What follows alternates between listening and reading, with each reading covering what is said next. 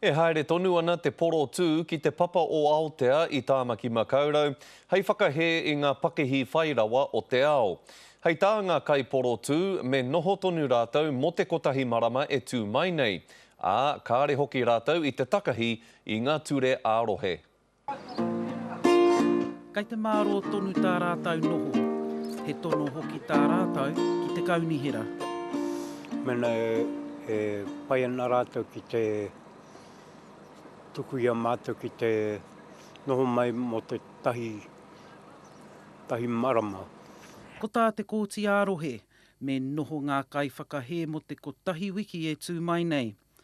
Haunga nō rā te tono a te kōti ki te pana i a rātou. We are the grass assassins. Ko te whakahe a te kaunihira, kai te tāmi rātou i ngā ture ārohe a te kaunihira.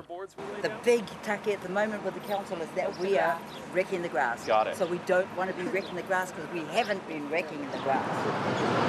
Ai marangi tētahi tauira, i reira i whakamātau ai ngā mana o reira, i te patu i te poro tehi a Brian Hall i waho te whare pāremata.